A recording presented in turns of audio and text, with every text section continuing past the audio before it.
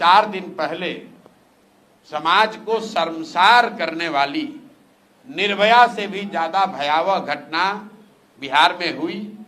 वो बच्ची मुजफ्फरपुर में 4 दिन तक उसका इलाज होता रहा।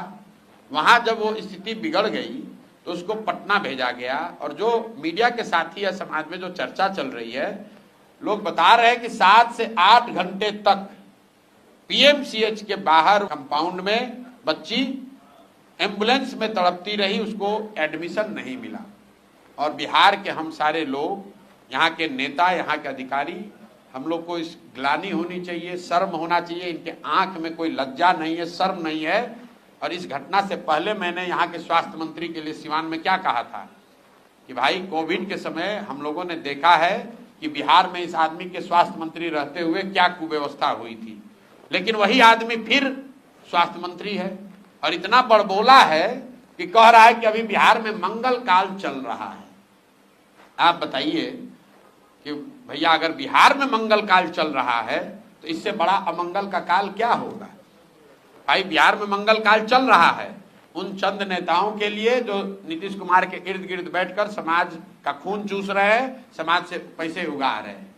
देश में अमृत काल चल रहा है लेकिन वो मोदी जी के लिए चल रहा है। जिस बिहार में 100 में 80 लोग दिन में 100 रुपया नहीं कमा रहे हैं, जिस बिहार में 50 लाख से ज्यादा बच्चे अपना घर परिवार छोड़कर रोजी रोजगार करने के लिए बाहर गए हैं, उसको अगर आप मंगल काल कहते हो तो ये आपकी सोच और आपके चरित्र को दिखाता है।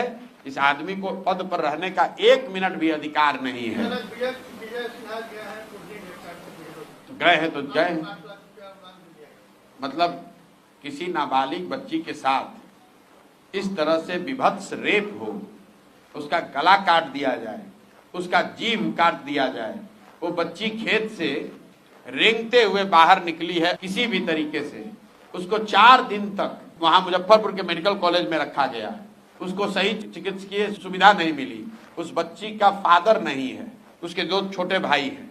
ये नेताओं को, हम लोग को इस पर शर्म आना चाहिए कि हम लोग समाज में बैठे हैं और इस तरह की घटना होती है और आप 8 लाख रुपया देने जा रहे हैं। मेरे भाई, एक यहाँ पर शादी होती है नेताओं के घरों में, उनके बच्चों की शादी होती है, उसमें चाय कॉफी का बिल आता होगा 10 लाख 20 लाख रुपए से ज्यादा। और एक बच्ची के जान का, उसके इज्जत का, उसके पूरे जीवन का कीमत आप लगा रहे हो 8 लाख रुपया। 10 लाख रुपए देने से क्या होगा। मैं जान रहा हूं कि वो गरीब माँ होगी बेचारी, उसका मुंह दबा दिया जाएगा, उसको ये समझा दिया जाएगा कि भाई चलिए जो हुआ सो हुआ, जो चला गया वो तो नहीं लौटेगा, पैसा ले लो, इससे तुम्हारे 2 बच्चों का भला हो जाएगा।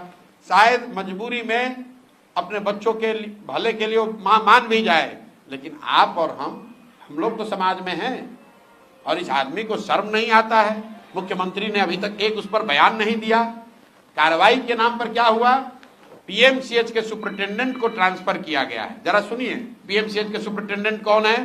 यह आदमी पहले से रिटायर्ड है, इसको 2 बार एक्सटेंशन दिया गया है। हमको लोगों ने बताया, हमारी जानकारी नहीं है, लेकिन लोगों ने बताया कि जो पीएमसीएच के सुपरिटेंडेंट हैं जिनको हटाया गया है, उनको 2 बार एक्सटेंशन दिया गया है। रिटायरमेंट के बाद उनको नौकरी में सेवा विस्तार दिया गया है। तो जो सेवा विस्तार दिया है उसका गर्दन क्यों नहीं पकड़ा जाना चाहिए। भाई आप रिटायर आदमी को बिहार के सबसे बड़े हॉस्पिटल में सुपरिटेंडेंट बनाए हो और अगर उसको दोषी ठहरा रहे हो तो किसने वहां बैठाया था, उसका भी तो गला पकड़ो। तो बिहार में स्वास्थ्य मंत्री जो बनता है वो सबसे पहले सूची बनाता है कि कौन डॉक्टर का प्रैक्टिस कितना चल रहा है, और उस डॉक्टर का इतना दूर ट्रांसफर करता है कि हर 6 महीना पर जाकर उसको 5 लाख 10 लाख रुपया वो डॉक्टर साहब दें। सबको अस्पताल और चिकित्सा व्यवस्था से थोड़ी मतलब है। आप असंवेदनशीलता की हालत देखिए कि मुख्यमंत्री ने एक बयान नहीं जारी किया है इस पर। एक निर्भया का मामला हुआ था, पूरा देश हिल गया, पूरा देश हिल गया। उससे भयावह घटना बिहार में हुई है और कोई उस पर संज्ञान लेने वाला नहीं है। पीएमसीएच के सुपरिटेंडेंट को हटा दिए, बस बात हो गई।